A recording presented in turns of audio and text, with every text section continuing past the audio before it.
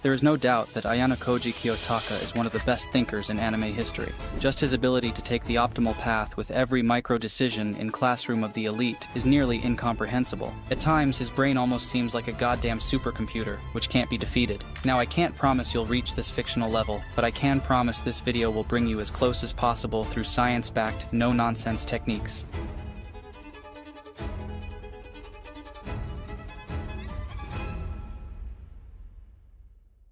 You will learn how to think like Ayanokoji through a 4-level system: initiation, foundation, modification, and amplification. The initiation stage will be about getting your brain in a state where it can properly master the next steps. After that, in the foundation level, you'll learn the core principles of thinking like Ayanokoji, followed by the modification level, where you will get to know a framework for solving specific problems with the help of your subconscious mind. Finally, the amplification stage will help you unlock your brain's full potential and enhance the processes we talked about. Now, let's get right to the juice. So, how do we get your brain in a state where it can fully adapt to the next levels of this protocol? How do we ensure it absorbs information like a sponge? Well, just look at the conditions under which Ayanokoji was taught. There was one constant element in the White Room: boredom. As Friedrich Nietzsche said, he who completely entrenches himself against boredom also entrenches himself against himself. He will never get to drink the strongest refreshing draught from his own innermost fountain. The elimination of all distractions leaves the White Room students with only 2 things: their curriculum and boredom. This is completely intentional. How is our mind supposed to come up with great ideas and internalize learnt information when we don't give it any free space? The reality is that by constantly trying to escape boredom, you will create an inability to stay alone with your own thoughts. As a result, you will lose touch with your own self and what you want in life. Blaise Pascal even goes as far to say, all humanity's problems stem from man's inability to sit quietly in a room alone. However, you are in no way alone with that. In today's age, we face less boredom than our ancestors did, yet we fear it more. To break free from this cycle of constant stimulation, start with a simple step: stop taking your phone to the bathroom. This may seem trivial, but it's a significant factor in reducing constant interruptions and managing compulsive behaviors linked to smartphone use. At the end of the day, smartphones are designed to provide constant notifications and stimuli, which fragments your attention and creates a cycle of obsessive checking. Now, research indicates that even brief interruptions can diminish your ability to focus deeply and increase stress levels. This is a massive problem. When you take your phone to the bathroom, you're inviting these distractions into a space where you should be giving your mind a brief respite. On the other hand, by leaving your phone behind, you practice being alone with your thoughts and prepare your mind for deeper focus and learning. Another actionable step you can take immediately is to put this video in full screen, which minimizes visual distractions and also helps you to stop reading the comments. It's common knowledge that multitasking and frequent switching of focus reduce cognitive efficiency and hinder the absorption of information, so lock in for the rest of this guide and put your full focus on it. This will probably be quite a challenge, but there are only a few months left before another year is gone, so it's up to you to decide if it is time to flip that switch. Ready? Then let's get right to level 2.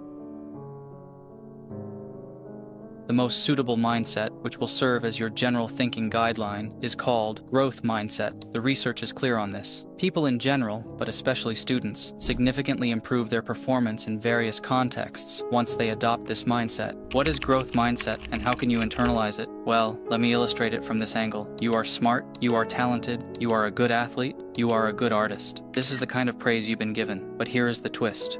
This kind of feedback actually undermines your performances because it attaches your identity to your abilities. And here is where growth mindset comes in. Generally, growth mindset is the process of distancing your performance from your identity and rather attaching your identity to effort itself. It sounds kind of abstract, but at its core, growth mindset encourages you to see failures as opportunities for learning and development. A typical sign that you have a fixed mindset instead of a growth mindset is that you react emotionally when you are wrong or fail at something. Now, in this context, it is also important to clarify that growth mindset is actually very much the same as Ayanokoji's mindset. He is in no way afraid of being wrong. It is in fact one of his deepest desires to get defeated. The only difference between you and him is that Ayanokoji does not get in these types of situations often, but this is exactly your advantage. But how do you shift to growth mindset in the first place? A fundamental exercise to enhance growth mindset is to write feedback to yourself, but with a catch. You can only use verbs instead of labels. For example, if you did well on a history exam, rather than writing, "I'm such a great history student," you could write, "I did great because I studied diligently and went the extra mile by watching a lot of YouTube videos about the topic." Or if you didn't perform as well as you hoped in an arts project, instead of labeling yourself as bad at art, write about how you could have put more effort into the project.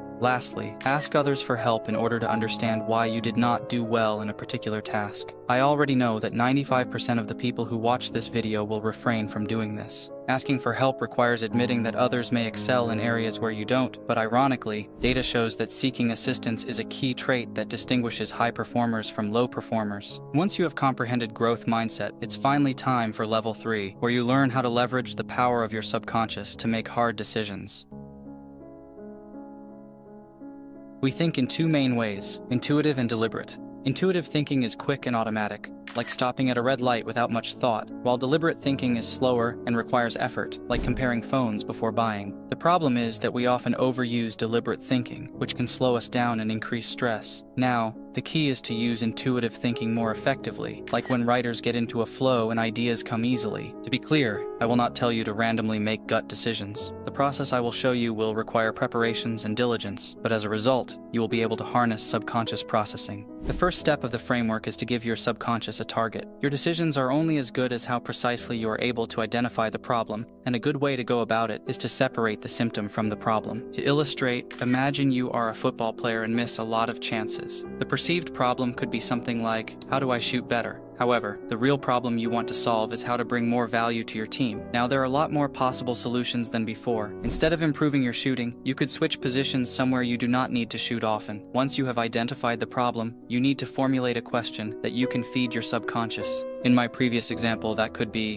what are the most effective ways to increase my value in the team? By posing that question, you activate your adaptive subconscious, your brain's rapid response unit. But let's go a step further. Write down the question you have formulated. Writing activates the reticular activating system, a bundle of neurons in your brainstem. They are responsible for prioritizing the information you need to pay attention to. So by writing down your question, you are effectively telling your brain to allocate more mental resources to answering it. The next step to leveraging the processing power of your subconscious is the thinking process itself. Instead of pounding away at a problem, go take a shower. When you engage in lightly stimulating activities, your conscious mind is occupied with the easy task. This lays the groundwork for transient hyperfrontality, where your adaptive subconscious runs high-level simulations at astronomical speeds. The amount of time your subconscious needs depends on the problem and can range from minutes to weeks. But if you need the question answered immediately, do something like going for a walk. What does not work are activities like gaming or watching Netflix, because they require too much mental processing to do the trick. The last stage of the framework is to sit back down and to start writing down answers to the questions you had posed earlier. Usually a minute or two after starting to write, the decision will just come to you. This framework leverages the power of your subconscious. But what if I told you that there is actually a way to upgrade this part of your mind to solve your problems even better?